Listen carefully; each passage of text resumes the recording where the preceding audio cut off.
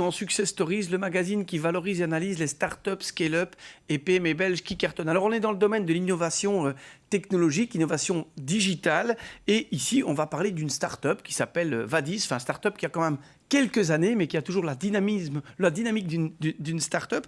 Pour en parler, nous avons Jean-François Hering. Bonjour, Bonjour. Jean-François. Alors, vous avez un CV assez intéressant. Vous êtes ingénieur, c'est le deuxième aujourd'hui, ingénieur de gestion de l'UCL, fan de techno et business. Vous avez commencé à travailler notamment dans les télécoms. Vous vous occupez d'un espace innovation, un espace qui avait lancé aussi une start-up dans le domaine des vêtements intelligents. On pourra en parler, mais ce n'est pas l'objet de l'émission aujourd'hui. Mais c'est vrai que c'est quelque chose qui pourrait susciter des questions. Puis vous avez été dans le conseil. Vous avez notamment aidé en tout cas à faire ce qu'on appelle du scale-up, puisque vous avez fait grandir une boîte de 25 à 300 personnes avant de rejoindre en 2018 Vadis Technologies. Alors, quel est le besoin auquel Vadis a voulu répondre? Oui, tout à fait. On travaille dans le monde d'entreprise, des relations entre entreprises, et ce que l'on veut faire, l'ambition, c'est amener la transparence là où la confiance n'est pas possible. Ce qui veut dire qu'on fait du know your business en anglais, la connaissance client et la connaissance fournisseur. Donc vous aidez une entreprise à analyser, on va pas dire de l'espionnage, mais de l'intelligence sur tout ce qu'il y a autour d'elle. Concrètement, vous pourriez donner un exemple pour vulgariser ça, pour que le téléspectateur comprenne? Tout à fait. Une entreprise industrielle qui veut travailler avec un nouveau partenaire au Canada, par exemple, ne connaît pas ce partenaire.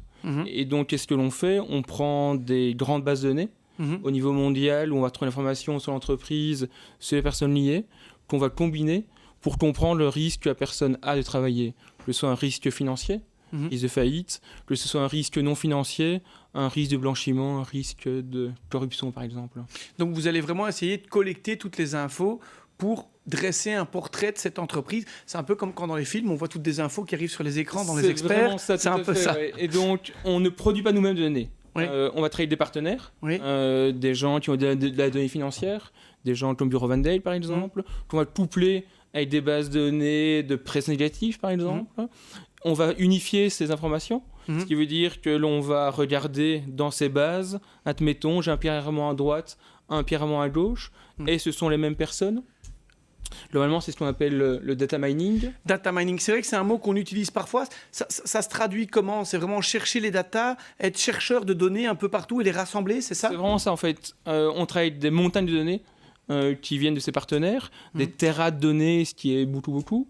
Typiquement, on suit 340 millions d'entreprises dans le monde. Et 340 000 millions d'entreprises dans le monde, 340 millions d'entreprises dans le monde. 1,5 million en Belgique, entre actifs et non actifs. Donc il faut remettre de l'ordre dans toutes ces données. Typiquement, en Belgique, il y a un numéro de TVA. En France, il y a un numéro de sirène. Et donc, ces numéros ne correspondent pas. Dans une base de données, je peux avoir 2 pierrements. Est-ce que ce sont les mêmes personnes ou pas? Et donc, on a développé des algorithmes de data mining qui nous permettent de nettoyer les bases, de travailler sur une base de qualité et d'ensuite calculer des risques sur ces bases. Alors, on a parlé de data mining, donc l'idée de chercher ces données et de pouvoir aller trouver les données qui vont pouvoir m'aider à prendre des décisions dans mon entreprise ou analyser. Parfois, on parle de RegTech. Alors, est-ce que vous pourriez un peu expliquer la différence entre le data mining et surtout la notion de RegTech? RegTech, c'est un secteur. Ça veut dire quoi, le RegTech? En fait, le data mining, l'intelligence artificielle, c'est une technologie. Et donc, c'est le tech de RegTech. Reg, c'est pour régulation. Et en fait, la RegTech, c'est un sous-domaine de la FinTech, la technologie au service du secteur financier. C'est un secteur qui est apparu après 2008. Pourquoi? Parce que crise financière. Et les régulateurs, les États voulaient mieux réguler les banques et institutions financières. Et donc, ce domaine de la RegTech est né de la régulation et du big data, de l'intelligence artificielle, le tech, pour faire la RegTech. Et donc, ce sont toutes les entreprises qui mettent la technologie au service de la régulation et notamment du bien consommateur. Donc, si je prends un exemple, donc vous dites, quand il y a une réglementation, en fait, on va dire quand il y a une réglementation et qu'il y a des données, et des données en grand nombre, eh bien, on match les deux, ça devient de la RegTech. Et donc, est-ce que je pourrais dire que, par exemple, pour répondre à une réglementation complexe telle que le blanchiment, une banque va utiliser la RegTech pour remettre de l'ordre et vérifier toute une série de données, c'est ça? Tout à fait. Et donc, typiquement, aujourd'hui, si vous ouvrez un compte, vous faites ce qu'on appelle le KYC. C'est également... Know your customer, connaître vos clients. Tout à fait. Ce qui demande au banquier d'identifier son client. il va le faire par différents moyens, différentes technologies qui sont développées par les entreprises de la RegTech. On est environ 25 en Belgique. Dans la RegTech, on est plus de 140 dans la FinTech en Belgique. Alors, si on écoute tout ce qu'on a dit là-dedans, on a envie de dire un peu c'est un métier de geek, quand on entend RegTech, machin, tous ces trucs-là. Et on le voit, effectivement, il faut du data mining. C'est quoi les profils, les expertises métiers que vous avez chez vous voilà, si je viens chez Vadis, je rencontre quel genre de profil? Oui, et en effet, des gens passionnés par leur métier, des gens passionnés par ce qu'ils font, donc aussi bien des data engineers. Data engineer, ingénieurs en données, oui, ok. Qui vont travailler avec ces grosses bases de données, des data scientists, donc des gens qui vont développer des modèles pour comprendre, typiquement comprendre si une entreprise peut être en faillite, et des gens qui font du développement logiciel, et donc qui vont amener la donnée sur l'interface d'un écran, sur un site, qui vont être accessibles. Alors c'est un secteur qui évolue énormément. Le sujet de l'émission aujourd'hui, c'est aussi l'innovation dans la technologie.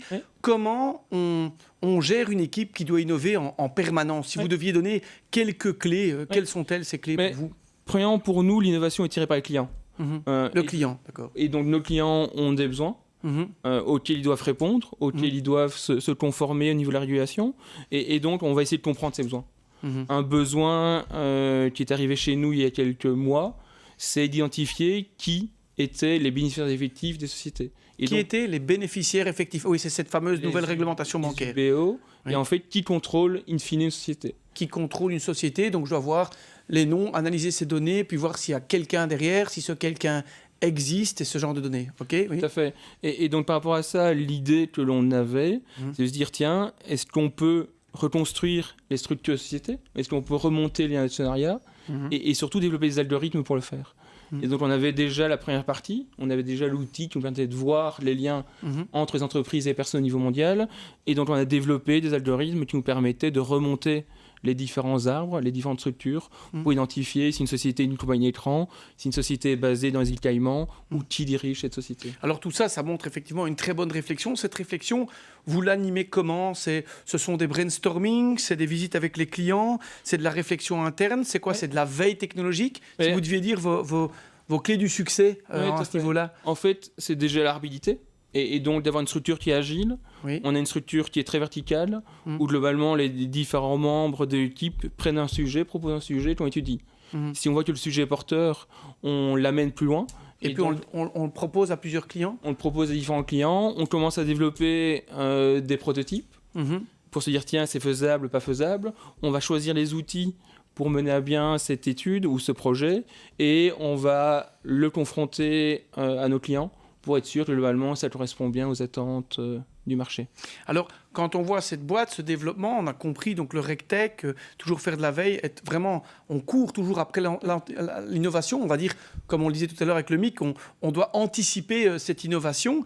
Quels sont les défis d'une société comme Vadis aujourd'hui? Mais nous, c'est grandir. C'est le scale-up, et on se considère plutôt comme une scale-up qu'une start-up, parce qu'on a déjà des produits mûrs. Aujourd'hui, mes deux défis à l'heure actuelle, c'est le recrutement. C'est trouver ces compétences qui sont rares sur des métiers nouveaux.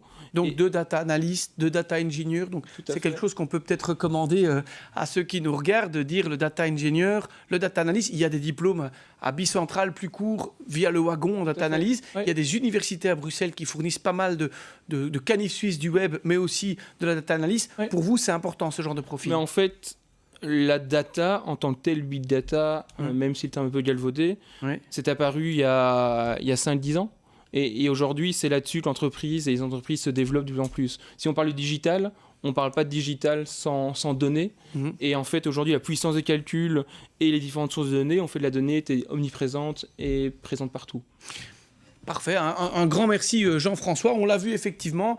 Une RegTech, la réglementation, l'innovation des data miners, les grands défis, le recrutement et aussi effectivement pouvoir grandir, passer à la prochaine étape pour cette société dont on reparlera certainement et qui avait aussi suivi pour information le MIC et d'autres programmes. Voilà, on se retrouve après la pub pour une autre start-up, un autre défi dans Success Stories.